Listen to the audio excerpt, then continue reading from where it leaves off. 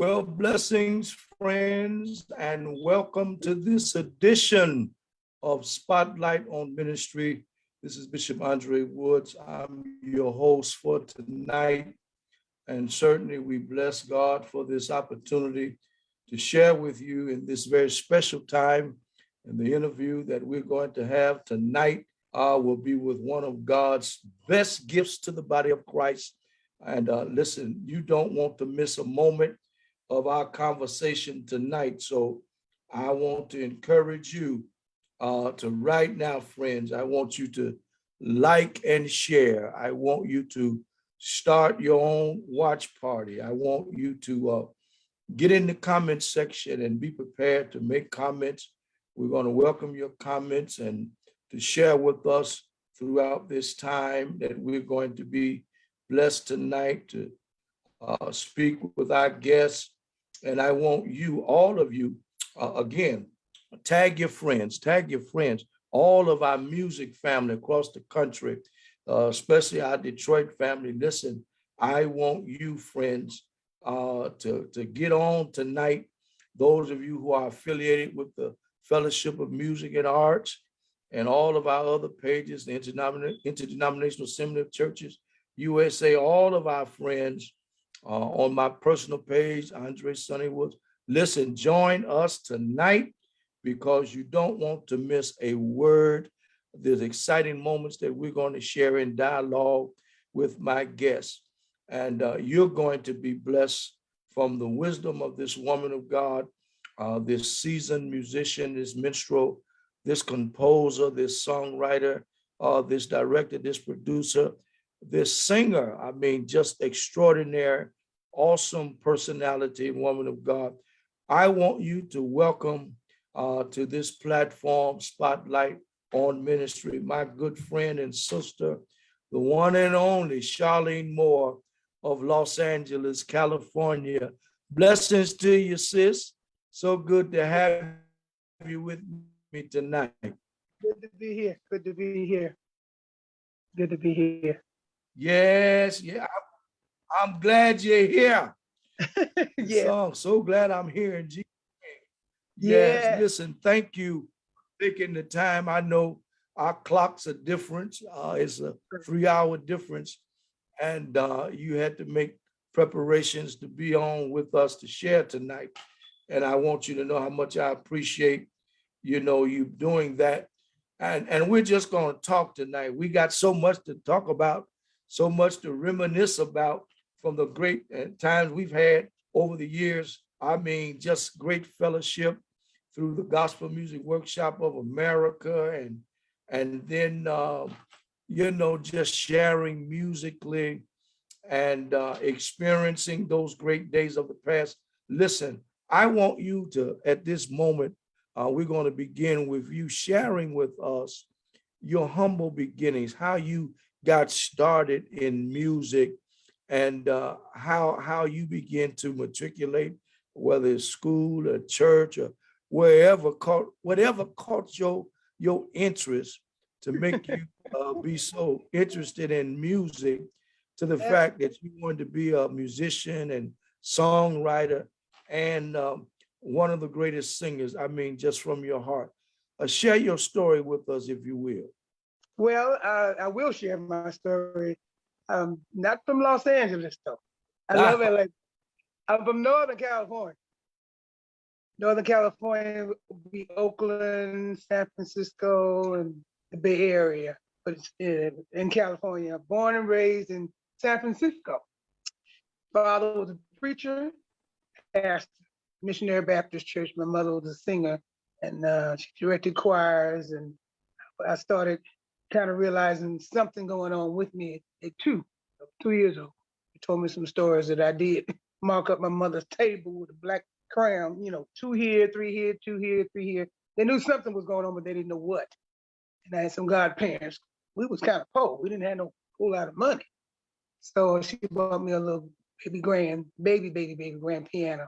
And I started playing for my father's church when I was 4. And Calvary Hill Missionary Baptist Church, San Francisco. And I played for his church, and my mother directed the choir. So I've been in church all of my life. Don't know nothing else but that. And my father, when he left the Missionary Baptist Church after 14 years, and he went into a Church of God in Christ, I followed him there. So I've had both. I know what it's like to be in BTU, and I know what it's like to be in YPWW. So, and I went to school in San Francisco and graduated Polytechnic High School and played all doing in school, played with the choir, the glee class, and played around in the area as I grew up to be a teenager. And so I've been in music all of my life. I did have one teacher. I play completely by ear. I don't read. Right now, I don't read. But I had one teacher when I was about 5.5, but I didn't stay with her long. Nice lady, but she snapped my little finger because I was hitting the wrong finger on the right note with the wrong finger on the right note. So I told my mom I wasn't going back. So with that bamboo stick, nope, can't do that. So never went back, and everything that I pick up now is strictly by ear. If I hear it, I got it. I taught myself how to play the organ, but I knew how to play keys, how to turn it on and, get the sound that I needed and all of that. And playing organ over 20 years, a long time, because I wanted to play for a Pentecostal church. I belonged to a Pentecostal church in San Francisco. And they had a Hammond, so I had to learn how, to play, but then to know that last pedal is C, and you can't play in C and then hit F. You have to know the distance. So I had to learn that without looking. That was a little piece for me, but I got it, and I've been doing it a long time, and I enjoy what I do. That's kind of my history in the Bay Area, community choirs. When I was coming up in the 60s, it was quartets, of course, in the Bay Area. And community choirs came much later, had locals and different allowances, singers allowances. I belonged to my mother in Oakland and in San Francisco. So that was in the 60s. And then when the choirs and things came in, there were groups, small groups. Like Helen was playing for church, Helen Stevens was playing for churches that she came from New Orleans, California, put a little group together, her and Charlene and a friend, Harden, called the Stevens Singers. This was in the mid 60s. And Helen was a good friend of the late Reverend James Cleveland. And she heard about the workshop, but they didn't go in 67. He endorsed her to come for 68, and they came. And when they came back, they organized Northern Cal, 1969, and the Voices of Christ. And all around the Bay Area, everybody, including me, was excited. The music had changed. We loved Daddy Dorsey and his music, and those years, wonderful. Music was changing. So we was excited. We were learning something new. A lot of the choir members from the different groups and churches, the G.L. Biffle Specials, Justin Cummins out of Macedonian Baptist Church in San Francisco, Donnell Hickman, the San Francisco Inspirational Choir, and the Voices of Christ. And Stephen was a part of that. Stephen Roberts, he's with the GMWA now. First year I went, 1970, Keel Auditorium, St. Luke's. I couldn't believe what I was seeing. I couldn't believe what I was hearing.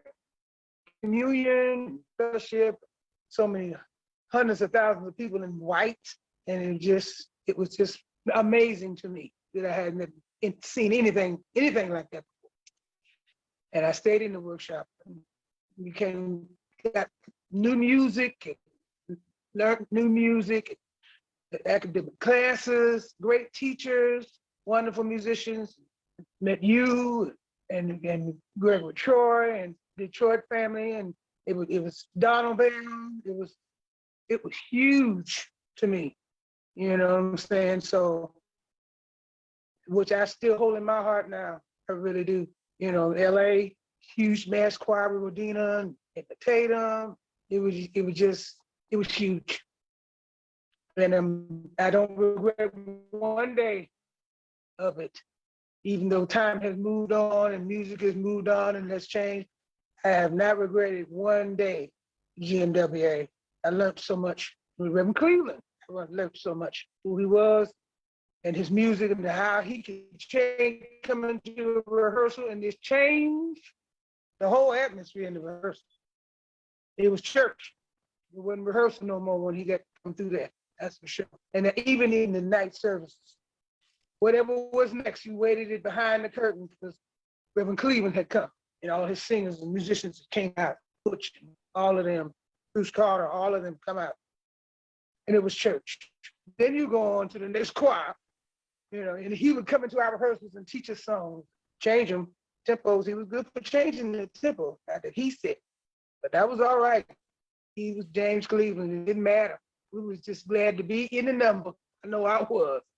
Absolutely. So that's kind of what I've done in regard to the gospel of my life, which will never die. I don't care what I do or what I sing or where I go. Everybody know I come out of church. I don't care who they are. They just want to know which one. So, and I'm not trying to hide it. Not at all. I wouldn't have it no other way. I mean, that's an impressive background.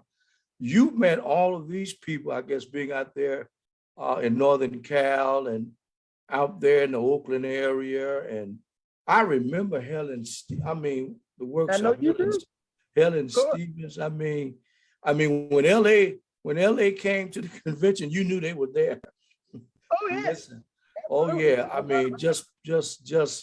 mean, class in the uniforms and you remember when they would have those uniform competitions. I mean, choirs would get ready from year to year, getting their robes together so they can be voted the best dressed choir of the convention.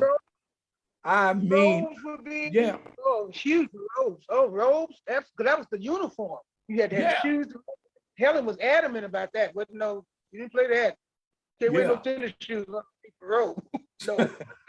No. I mean, those were some wonderful days, some learning days, some teaching days that we had the privilege to sit at the feet of some of the masters. I mean, Rodina with the mass choir. I mean, and Donald Vales and all of the songs. I mean, you could come to workshop and go back home with enough music to last to the next year. That's true. Because you heard such quality music every night, all during the day.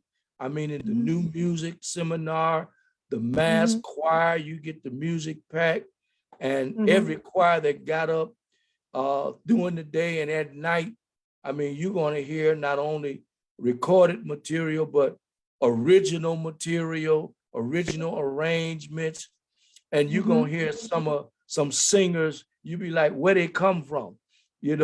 Some of them are the best kept secret in their towns, in their cities, and they come to the national workshop and get discovered. Musicians, singers.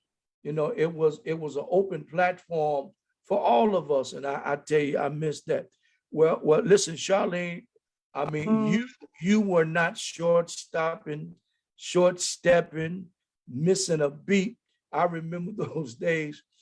Tell us about the material, the songs that you were able to present to the National Gospel Music Workshop for the mass choir. About some of that material. Yeah, the first song in '70, I was in St. Louis, and I didn't record my first song until 1977, Cobo Hall, Detroit. Now I'm glad I'm free. That was the first one I recorded that was on the workshop album. And then the next one I recorded was New Orleans, 1979, If You Believe. I wrote that song in '78 and recorded it in '79. And people are still singing it now. And it was such a time. And then I've sung other people's songs that wanted me, like Benny Cummings from King's Temple out of New York, Tell It, and Won the Game, I've Been Set Free. these were other people's songs when I sung a duet with Benita Washington. We did one year, Delo Thetford out of St. Louis recorded a song at one of the workshops, and I duet with her. So I've done some, not just present my songs, but I've done other people's songs too. And then I'd get there early enough for Saturday night. I was to come as you are musician for Norma Jean Pender for many, many years. As people would get off, get from their rooms and drop their bags and off the buses or however they would travel. Come as you are was just that, whatever you had on. Come on in and have church, So those were great days. The fellowships that we had, and the people in Los Angeles. I met Rodina's mother, Ladies of Song. She gave me a sheet music right after storm. And I've got that sheet music right now. So there's so many great, great memories and great musicians, singers that took their talent from the workshop and moved it on to another level. Like Kenny Moore did, John Springer, this monster musicians. Yeah. I mean, Other artists, yeah. I mean, some of them went on to play for some world-renowned artists and singers. And traveled all over the world with them. All over the world. Absolutely. Oh, what that just was just awesome. Listen, we would you spoke of that Come As You Are. I mean, that was so awesome, to have that opportunity and to hear talent from across the country. You met people, and they always say you can't judge a book by its cover. I tell you, we would meet people looking at you, forgot more music than you ever learned. You couldn't tell who the musician was, who the singer was. They walk up to the mic, and oh my God, I remember that. You hear heaven open up. Guitars and boxes and Dickies on and ruffles and long skirts. Yeah. And when I know anything, they was grabbing folks from underneath the seat. They rolled. When they came out, everybody's like, okay, what is this? I wouldn't talk too quick. Yeah. They started singing, baby. They told the church up. That was awesome. Those were some wonderful days that we all long for in our day. And sometime I'm telling young musicians about those stories. Thank God we got a few videos of the mass choir and some of the old recordings. I never forget when Doug Toles came and heard me playing, and Keith Pringle told him about me, and he grabbed me for his song. I never forget it. Hold on just a little while longer. He played it at the convention, and it was just awesome. I mean, just an awesome experience. With Reverend Nix, Charles Fold, heading up the chapter reps, and I tell people all the time, I was one that was blessed to have the privilege to travel to, so many different chapters in the workshop. Reverend Cleveland couldn't go, Reverend Nix, they couldn't make all these places, so they chose little old me to fill in some of those slots. I'll never forget it. I mean, just a blessing. And like you said, meeting you and meeting so many musicians from across the country. I mean, every year we would be like, hey, I can't wait till next year so we can hang. Then we wouldn't go to bed. After the long services. We'd find a piano or organ somewhere and sit up and do exchange and play and just have a great time. Yes, we would. I just remember those days. What tell me this, over the years, in the area where you live, because they always said that out west, you all had that niche on contemporary music, I guess, better than anybody across the country, better than any part of the country. You can always depend on, California, to have the California, that West sound.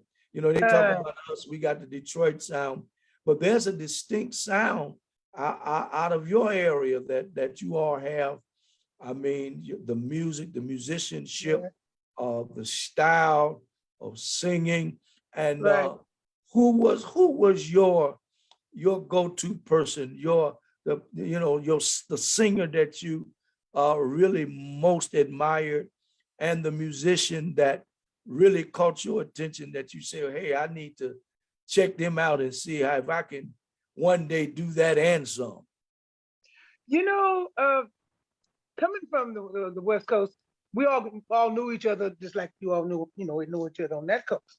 Far as contemporary is concerned, Ed and Walter had it. Well, and naturally in LA, it'd be Andre and Sandra, but Ed and Walter, they had it. They had it. You couldn't touch them with it. And Walter, Ed stuff, music was beautiful. I mean, it's still great music now that he's passed on. And Walter stuff, you can sing any church, any 1045, any 11 o'clock service today, right now. Okay? Change will work. That kind of friends will work. Oh, can't mess up with them. Right? And, thank you, Lord. Please. Tragedies. You ran out of stuff to sing. You can pull it out and it'll work every time. Every time. You know what I'm saying? So they had the contemporary thing from growing up. Because I, knew Walter and Ed growing up, in the Church of God in Christ. So, but my niche was Albertina. Wow. Big Ruth, Davis, them kind of singers. Yeah, I love. But see, I grew up on 78 and stuff. Yeah, I love them songs. Yeah, Sam Cooks and Sensational Nightingale, all them on the DJ label and all that, Peacock. Watch out now, watch out. Oh, that 16 thing going around real fast. Yeah. Yeah, that's the stuff there. Oh yeah. And Standing and By Neighbor and all of those songs. The Giving Sisters back in Arkansas. Yeah.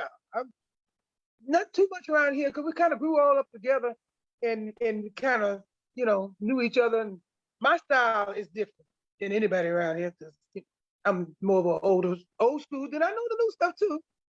I don't take a backseat to none of the new stuff. I know the new stuff. But then when you get through with that, okay.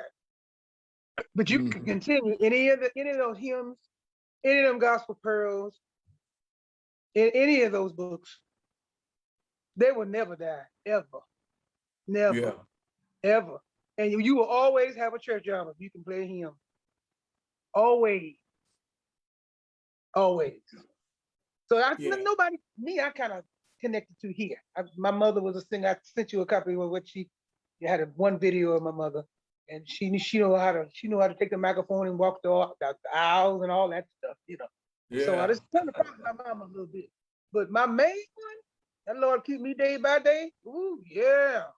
John O'Neill, please be patient and all. Oh, yeah. That was the stuff. Couldn't nobody the caravan? Oh yeah. I found no fault and all that. Oh yeah.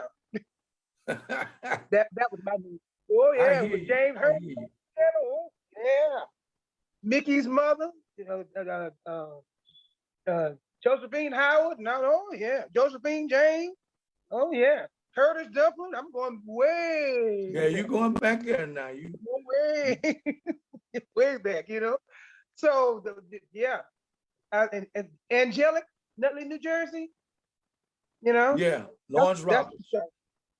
That's stuff. When James Cleveland came to California with the Chambers Brothers, Junior, and all them, that music, Billy Preston, that music, that church music, Yeah. But Albertina, she worked for me right now.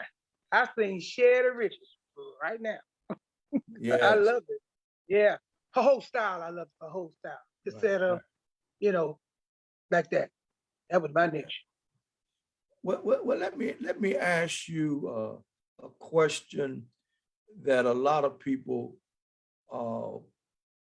want the answer to, and then they don't want the answer to. I know they don't. About I about know. today's music, I've heard so many schools of thought.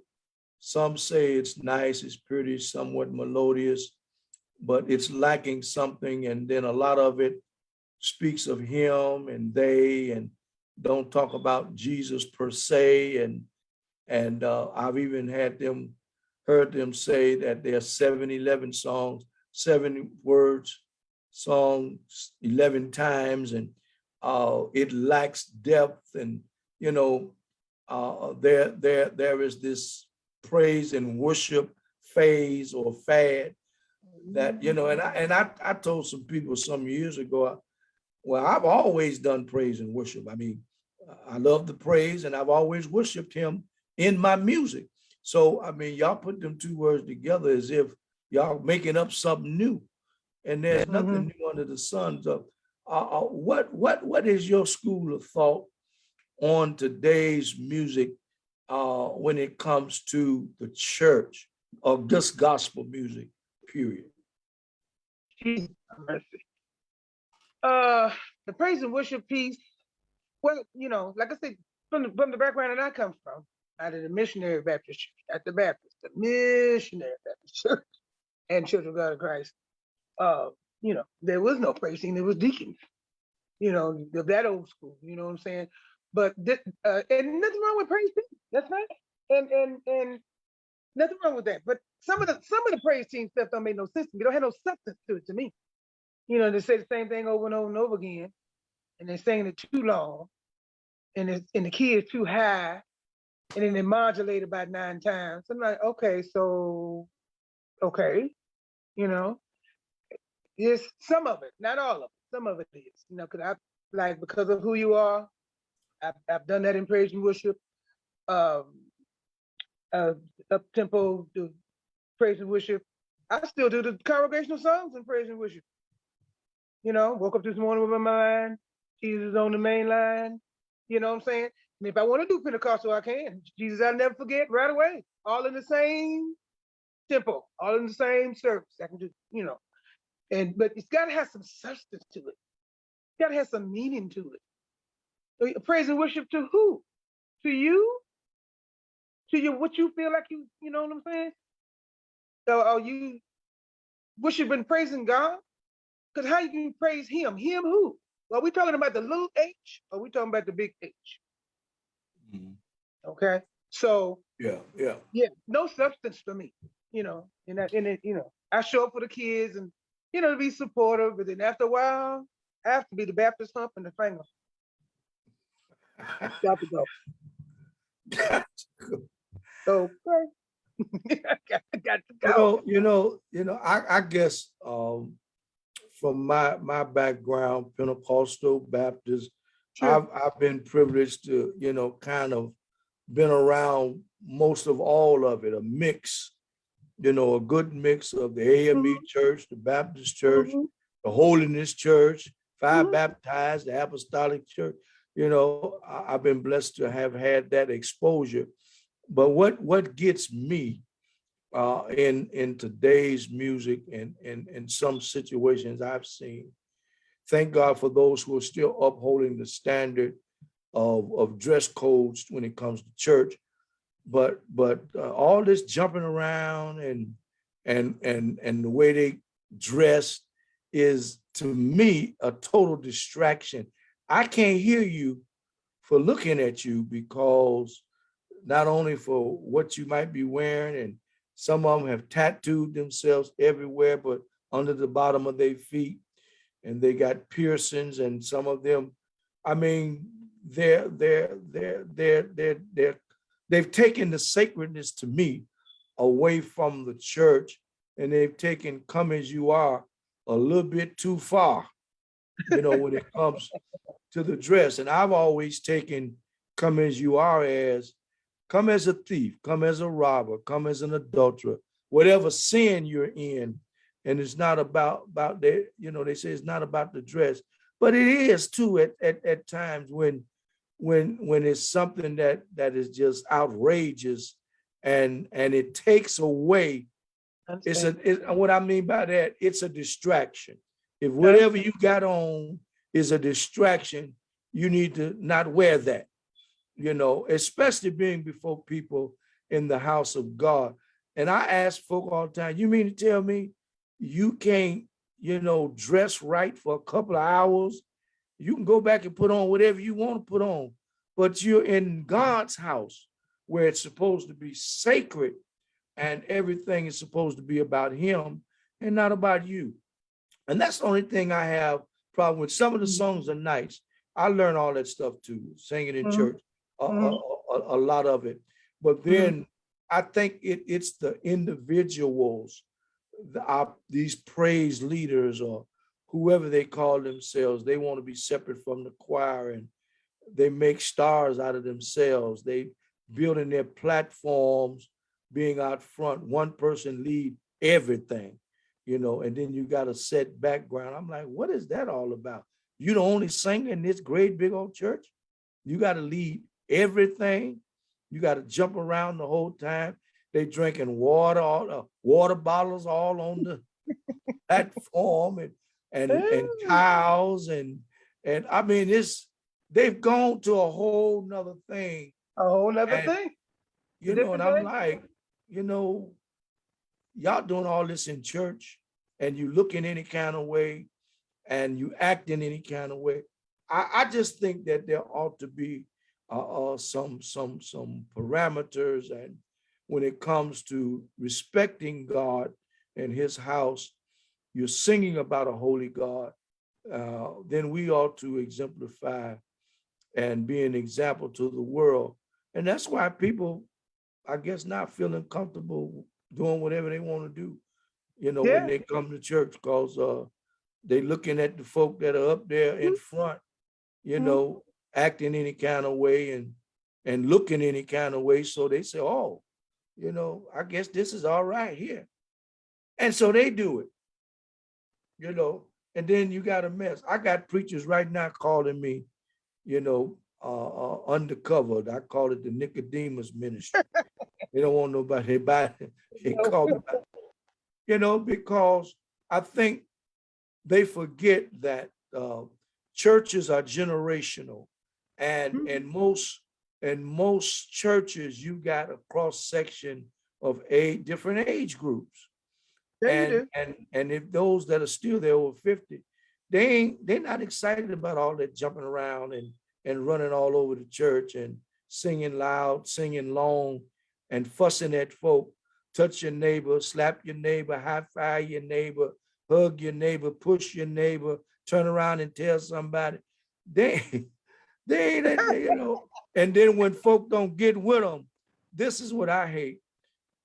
You tell me what you think. When folk don't get with these people, they start fussing at the people. You know, y'all, as good as God been to you, you gonna sit there on God. No, we waiting on you to sing.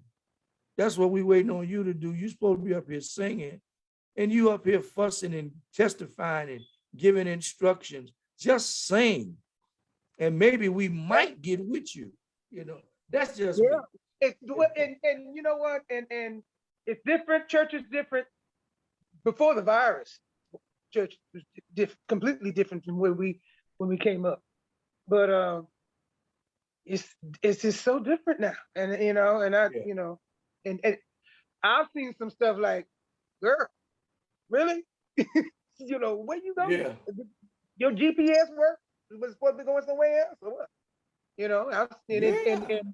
and then look up and like, oh, you on the praise team too? Okay, it's gonna be real interesting. And then when I get Listen, in I had there, that opportunity. I invited some oh, fellas I met and it had invited them to church one time. Some of the neighborhood guys, I know they do their club, one of the guys own a barbershop, the fellas hang out. And they came to church. I mean, these brothers came and they were sharp. They had their suits, and those that didn't have ties on, they had on sports jackets, had their gaiters. I mean, they came and mm-hmm. and and they were ready.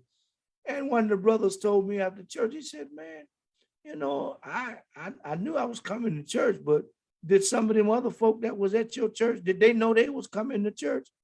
I said, yeah, See, they knew they were coming. He said, well, I didn't know, man, that that's what was going on.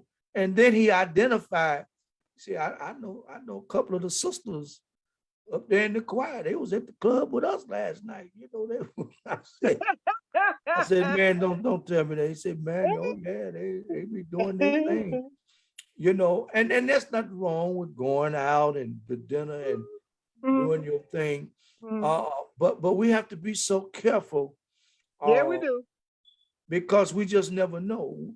And it's No, you hard don't to know. pull folk in the church when the church is letting the world influence it rather than the church influencing the world. And that goes along with us. You know, if I was out doing everything with my boys, they wasn't going to listen to me. They wouldn't have accepted my invitation to come to church. And they know how I dress when I go. So they thought, they said, well, we know him. So we going to go right. So folk won't be looking at us strange, you know. But what do you think about how are you having the same problem I'm having when Well, it comes to speaking to the next generation about oh, decorum, musical discipline, their choice of music, and also them having just church etiquette? oh yeah, musicians and I don't know about nowhere else because I don't live nowhere else. But here, I don't even know about Southern what happens in Southern California, but Northern California, it, very talented musician. You know what I'm saying? It was a wake that was going on. My bishop, was sung a song, MC'd it, but sung a song was out of musical, and it was in the garden. And the musician was failing because when I got there, one of the GMWA singers said, "Oh, hurry up and go run up on the organ because he's killing the verse." You know, what I'm saying and he walks with me. He knew that one, but he don't know nothing about no dew on the roses, none of that. It was all over the place. It was it was a car wreck until I got there. When I got there, he's of course wasn't a problem or nothing like that. Then he came to me after service. Is it possible that we could meet at my church and you can teach me some of this old school stuff because Bishop London, she's good and she's spontaneous. It's true. She is Yeah. spontaneous and old school, and she knows all the stuff. But she wanted to sing that song, and she ended up singing it a cappella till I got up on the organ, and then she was kind of relieved, Didn't want to embarrass because he's young and all of that. I met him at his church, beat him there. I said, well, it's better than he wait on him than him wait on me. If Yeah. he showed up, you did. That's what I'm saying.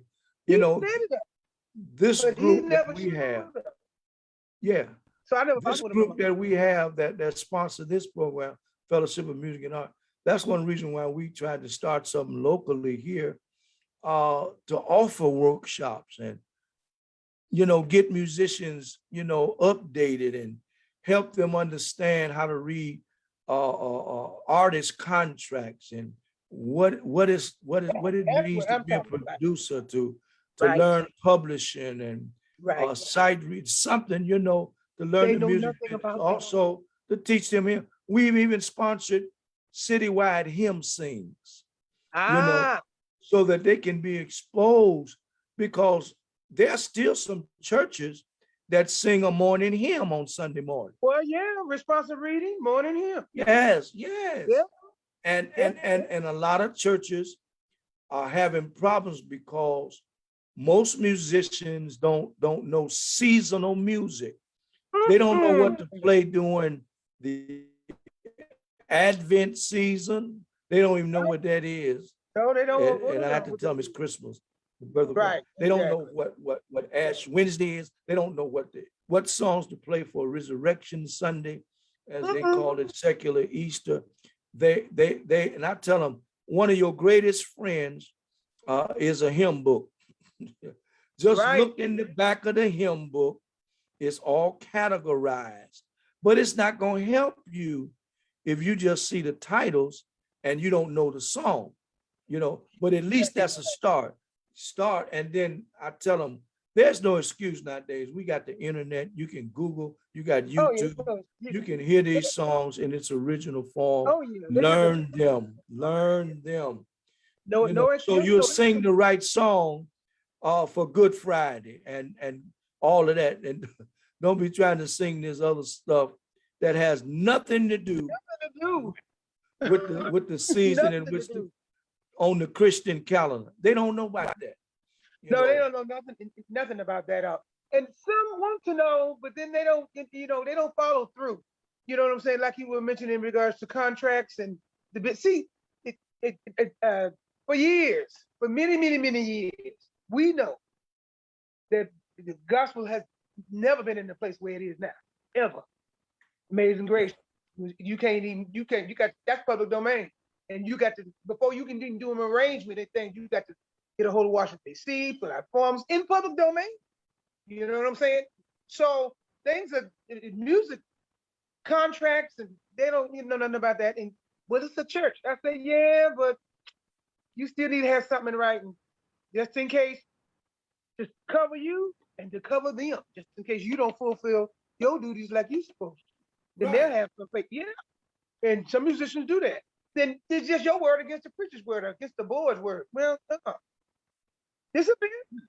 I mean, and it didn't come up, it didn't organize to be that years ago, I'm pretty sure. But it is now. It is a business.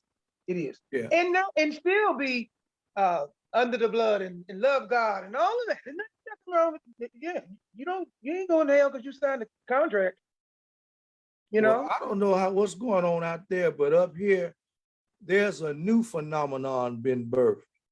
What they where do? you got non-musical people at a lot of churches who's on the board of the selection committee to hire a minister of music or a musician.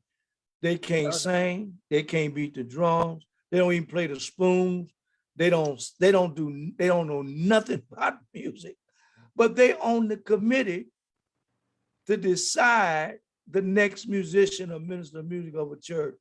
I ain't never heard of nothing like that in my life. Right. They don't even know what questions to ask. And that's why I'm saying a lot of times I've talked to pastors and other people, they be calling me, I'm like, y'all should have had this together before y'all start talking about interviewing people, and who are these people just because they're a good trustee and they pay tithes and they're a good supporter. That don't mean they need to be on this committee. Not the music committee. No. No. Not no music. No. I mean, what is going on with that? I hear it all the time up here. And then when they do something, and then they'll call me after the fact and say, hey, can you come do a weekend workshop because, or can you work with my musician and help them? I need them. We got a special service coming up, church anniversary. They don't know nothing about how firm a foundation the church is one found. They don't know nothing about that stuff. They don't know what to pick, doing funeral services. They singing all the wrong songs. In Detroit? Yes. Oh my goodness. I would think that Detroit would be really up on it. Well, there are those that are, but the problem has been a lot of the good solid churches that know music, some of their musicians have either relocated, retired, or passed on. And so they got new staffing coming in, and they figure, well, we'll get a young musician. And there are some learned young musicians who are versed and can handle it, but it's only so many of them, and the churches outnumber the supply of musicians who can handle it. So what's happening is a lot of these guys who are untrained, unlearned, are getting into positions. And I'm still telling, like I told one young guy, you are a fabulous musician, great ear. If you hear it, you got it. But now here is the test for you to better yourself. Get somewhere and learn the stuff that you're going to need to know so that you can cover yourself at all costs. These guys don't want to, they don't listen. They think they know it all. And Oh Lord, I can't tell you how many times I've been at a church service or a funeral and somebody get up and hit one of those songs and they sitting there on the instrument totally lost, yeah, I've you seen know, it, and it's not a good or look. Not a good or look. or what some of the seasoned singers in this city that I know what they do, if they see one of us who they know can catch They the call hymn, you. Mm-hmm. they will get Call in the you. mic and say, Woods, would you please come Right. and Yeah. help me? Or they'll call Troy, would you come? Stanfield, Right. they would call the Right. musician up. I Right. mean, it's no reflection on the guy that's already on the organ. It's just that they already know this a young guy. He's not gonna know, No, there will be peace you're in not the gonna know valley. none of it. He's not gonna know, Telling all you. the verse to it is well. They Oh know the no. chorus. Oh, they know that it is well speech. That's the easy part. Yeah, they know Yeah. that, but they're They not don't gonna know. they're They not don't know gonna none of the verse yeah. at all. So and so I'm trying to tell this musician, learn it all, be versatile, so you can That's go anywhere and get employment, get a job. You can go right. anywhere and play at any time because people will know that you are a studied, learned musician. It's so easy, but they don't They want to absolutely. practice. They just want to keep doing same No, you old gotta thing hone. over. You have to hone your. You have to hone your craft. I was at a musical, and it wasn't even a hymn. One guy was singing, and they were on the organ. They had their little band on the side and all that. It was a Douglas Miller. What is that song? My soul is aching. Ooh, the verse they crucified. It was some kind of terrible when the verse, and then when it went into well the bridge, the chorus. Yeah, Oh yeah, and when they got this unmovable, and woo, and then they didn't know to go back into the four from the time to go back into the after you get to the unmovable. That he was lost, and I was like somebody took their fingernails or the chalk and did the board like that, and now my listen, skin was just crawling. And I'm not. I know you cringing. You can't. You're It was like, killing. Lord, It was I just don't killing. want to just get up and Oh, go up there, but I he can't knew. take too much more of this. They Oh, I'm telling you, they are crucifying this song. it was awful. It was terrible. I was like, ooh wee. Wow. And then they get an attitude if you say something. Don't take much. These new millennials, their attitude. I said, well, okay, Right, I don't right. mind showing you and teaching you what you want to know if you are teachable. Now, if you're not, they grown, you know. Man. Yeah, So I'm not trying to get into none of that. Here come your mom and dad and all of that. yeah. You done played for all these other people and all of that. But that Let's change channels because they think we picking on huh? them. Huh? Listen, tell us about your music, some of your music that you have out, and how we can get it. Your Well, CDs and some of your well, sheet I don't. music, where people can find you at. Well, they can find me on And Facebook. They can find me. I have a website at www.charlenemoreprofessional.com. And they can find me on Instagram for sure, Charlene Moore Official. And on TikTok too. I'm on the TikTok too. all right. Yeah, I'm on that.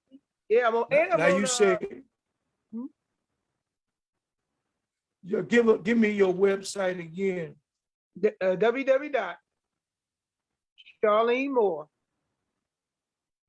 www.charlenemoreprofessional.com. Mm-hmm. Oh, okay. Now, all I have a single that I recorded. Professional. Huh? I'm typing it in the comment section so they have it. Oh, okay, okay. Yeah. And then Now you you can, got a single. yeah, I did that single in 2017. I haven't done anything else since the single, but Uh-huh. it was called "I'll Give You Everything," and I co-wrote it with Carl Wheeler, his talented self, he's a monster musician here in the Bay Area. and Sarah Williams here, singing Sarah, we call her here in the Bay Area. And Martha Wash, she came in from New York and later tracked down, and Bishop later tracked down on that single, I Will Give You Everything. And I did it around 2017 when I did it. So I wanted to, I haven't gotten to the studio, and by the time you get in there, then the virus came and that kind of shut the thing down for a while. So, but I have copies here, and I have, I had when I was on Sandy's show, played it on there, and she really, really, really liked it. And I'm glad. Cause I have it's not all over everywhere. Really, you can come to my website, and if people want copies of it, they can come to my website and text me or email me or whatever, you can do it like that. And I still have my old CD that I recorded in 2000. That was over 20 years ago. That's still on the CD baby and stuff like that. But I haven't really been in the studio doing a whole lot of a lot of things. I did some traveling before the virus came in, and did some singing and performing and that kind of thing. But with my other music that I do, So yeah, things have been kind of, Yeah, well, people are looking for vintage gospel music. They're looking for some good solid stuff. So yeah, we will certainly direct folk to your website so they can get on there and see what you have. Yeah. Because I hear from musicians and directors all the time looking for some music to add to their repertoire, like if they're planning a musical or a concert, they want to highlight some other artists' music. So that would be great. They know it's available. They can get it. Well, listen, tell me, if you were going to give advice to this generation of singers and songwriters and musicians, what would be your approach and your words of wisdom to them in this day and time, as far as their music? Well, as far as music is universal and huge. Learn it all. I can't endorse that enough. Learn everything. Learn contemporary, learn old school, learn hymns. Now, hymns are old and old school is old, but there's those are two different categories. Lord Keep Me Day by Day is not in the hymn. It's old school though. You know what I'm saying? So, but What a Friend We Have in Jesus is in the hymn, is a hymn and an old school hymn. So learn all the hymns, many of the hymns that you can learn. Hone your craft and learn old school, learn the history, the gospel history where it comes from. Why they sung with no music.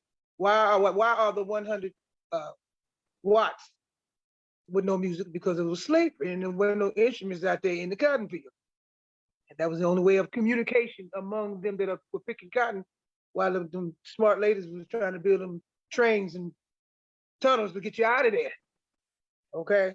That's where the Father, I stretch my hand to thee and guide me over. So all that came out of those 100s. No music. None. To this very day, no music at all. That's where the stomping on the floor. Those are the history parts of gospel. Okay? With Father Dorsey in the early 1900s. He was persecuted too now. I thought he was blues and the St. Louis blues and all of that. He was just awful and all of that. Nowhere Precious Lord came from. There's a story, tragic story behind Precious Lord. You know what I'm saying? So know your history. Just like they know their history right there in Detroit, Hitsville, truly, serious history. Same thing, absolutely. Where it is Motown now, it was Hitsville then. Where history, you can't have a future without history. So you learn everything. Somebody may call you to be in the studio, just to lay some tracks down for country and western or whatever. And they're looking for a gospel thing. Sometimes they're looking for gospel stuff. They're looking for gospel licks on guitars and gospel licks on organs and stuff. Yeah, and they pay. You want to do that? They pay. And you want to learn everything. You don't want to turn nothing down. I can't do what you can't. Even if I don't know it, I don't never say I can't. I can do that. I'll see you tomorrow morning. I'm up all night long getting it together to go there tomorrow morning like I've been knowing it all the time. Oh yeah, and it keeps you working. And if you love this business, not just we play because we can play and we sing because we can sing, but it's my life. It's me. It's who I am. That's just what I do. You have to hone your craft. It's like anything else, football and any other game, you own it 24/7, sweating. All same way with your music. The drive has to be the same. The same. That's what I would tell them. And if you're not serious about it, then don't play with it. Don't fool around and mess over it. Get on the usher board or something. I don't know. Cook some dinners and cleaners or something. But get out of the choir and get off the instrument. So that's what it is. And it's our hearts, me, you, Gregory, and all of us. This is who we are. This is who we are. And it's part of us. And to see it being destroyed breaks me up. So we've worked hard to get to where we are. The respect and the moral who we are. And we want to keep that from generation to generation to generation. I didn't wake up as old as I am. I was a kid too. But then I listened. I was in there with the little tablets in the rooms that you were talking about in Jim W.A. Frank White, you better know I was in there. When Beverly Glenn came in with Coming Again So Soon, that was a whole nother world. I ain't never seen no music like that, heard no music like that before in my life. Because I wanted to learn it. And she was moving real smoothly across that keyboard. Okay? You just have to do it. If this is what you want to do. And if it's not, then okay, find you something else. But music is a healing to the soul. That's what it is. And I wouldn't do nothing else. I've retired, and I'm doing nothing else but music. I'm not corporate making another folder. Strictly a music girl. And I enjoy what I do. You have to enjoy what you do. Yeah, that's what I tell them. Well, that's enough. That's straight to the point.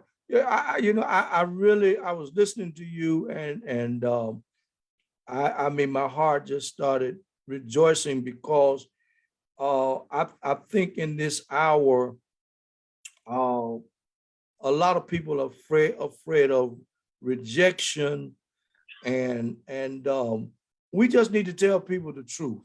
Speak truth, power. Even sometimes the truth hurts, but it also heals. It's like the word of God. The Bible says a two-edged sword. So I believe that God, just like a scalpel in a surgeon's hand, he cuts to heal. And sometimes we have to use discipline, the discipline of music, and giving good counsel, constructive criticism.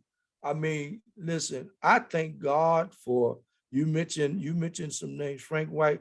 I thought I had died and gone to heaven. I know it.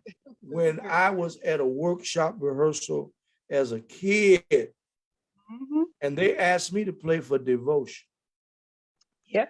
Because all of the Frank and Donald Vales and Charles Nick and Chris Ware and Dorgan, they were all meeting. They were meeting with Alma Hendricks, and Dr. Clark was there, Lucille Lemon.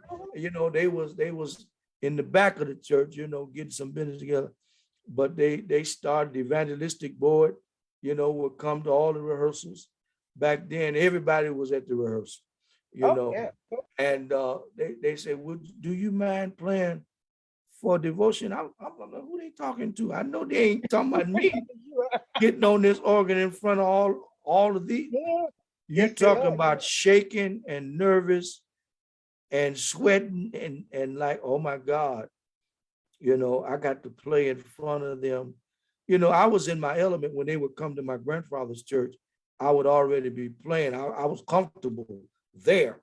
But this was a whole nother world. I'm like, I know it was. okay, let me take a deep breath. And it started me being a mentee. I followed them everywhere they went. Back then, we had the cassette recorders. Of course. Back Yeah. then we had Radio Yeah. Shack. Radio Shack Yeah. knew me because I was there every week buying more cassette tapes That's to, right. That's to right. carry in my and I know battery. it. I'm telling you. And I would take them tapes home and study those tapes. Mhm. My piano Mhm. had tapes and tape recorder. I Mhm. play a little tape, listen, and try to emulate. And the blessed thing, they were there to show us, firsthand what they were doing on the keyboard, on the instrument. And I never forget those days.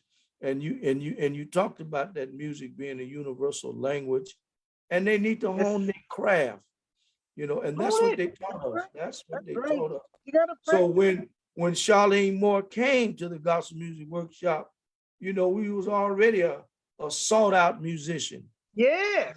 You came with your name and your reputation, and that was the beauty of it, and how we were able to fellowship and appreciate each other's Mhm.